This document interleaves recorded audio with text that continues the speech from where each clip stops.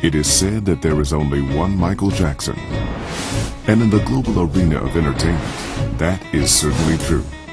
Yet on a deeper, more profound level, there is another.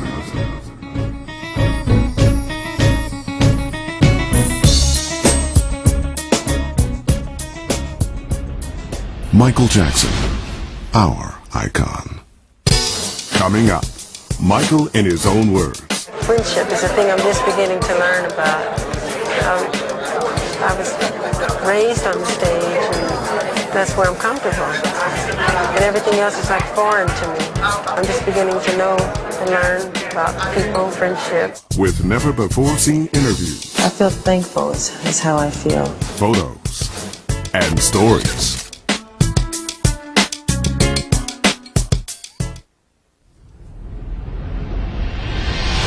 Genius takes a lot of discipline, and that's something that Michael Jackson had.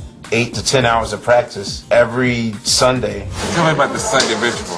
Well, every Sunday I fast. I don't eat anything. It's just something I decided to do for my body. And I dance every Sunday. What music do you dance to when you do this? Mine. Or anything that's got a fast beat to it. I think that Michael's true genius is that there's nobody else that had the combination of being able to sing and dance and entertain and understand the moment. Motown 25, for me, the first time we got to really see a moonwalk was as crazy as thinking about walking on the moon itself. Is the achievement as big? No. But was the moment as big? Probably bigger. They said when Michael would rehearse, if you were off, he heard you. He'd walk around and walk over to the individual that messed up that he did not see, but he heard the mess up and heard exactly where in the room they were and knew exactly which move did not go in its right place and fixed it. That's a different type of genius. His simplicity is what was genius about him in a complex structure.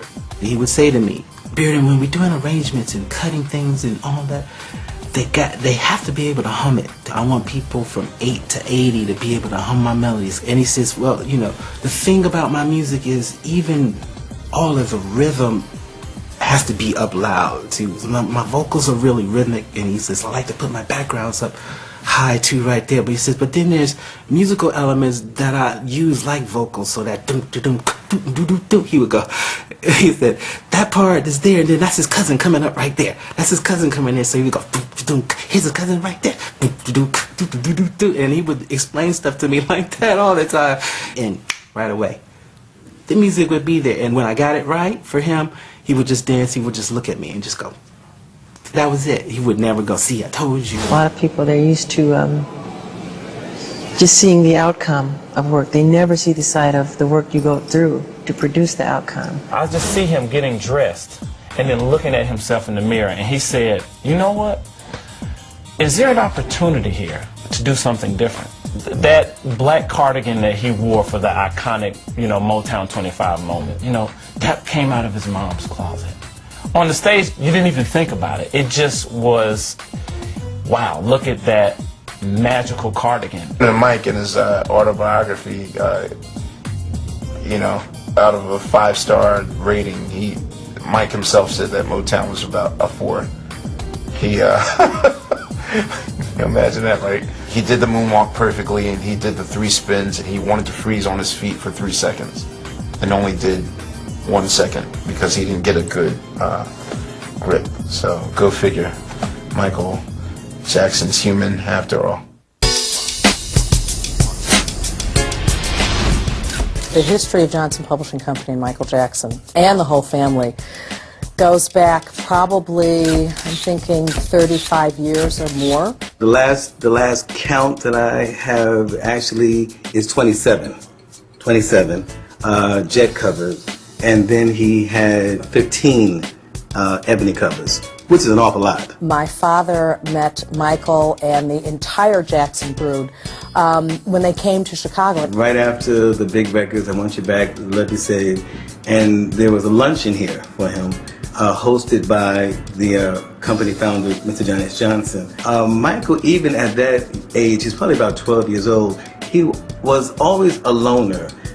We noticed that the brothers sat over there at the luncheon, and he wanted to sit by himself or with Mr. Johnson.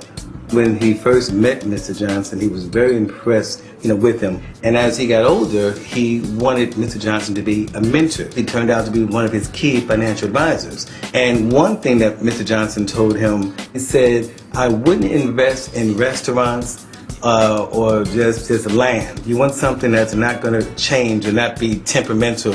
So you want something where you're owning the music rights to something, like a catalog.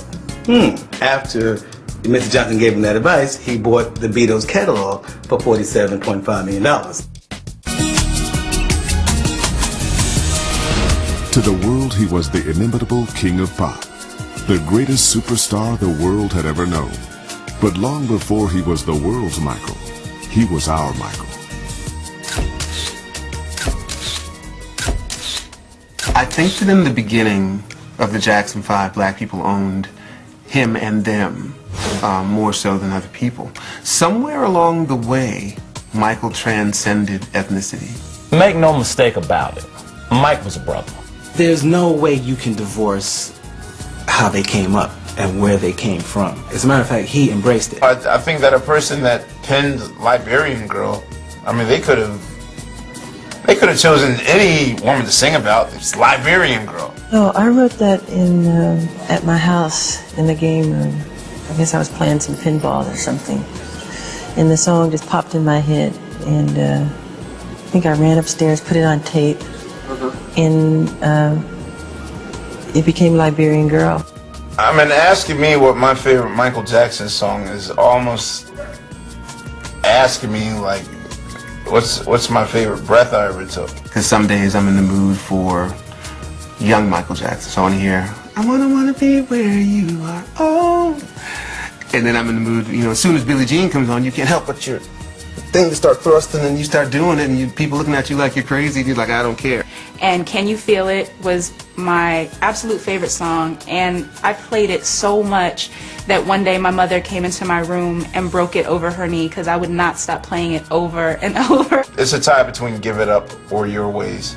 There's always a Dangerous record with Teddy Riley and all those guys. I always love to hear him sing Can't Help It, the Stevie Wonder song that he wrote for him. And I go and watch the Way You Make Me Feel video, and not just for Tatiana. I love Dirty Diana. That's one of my favorites. Why?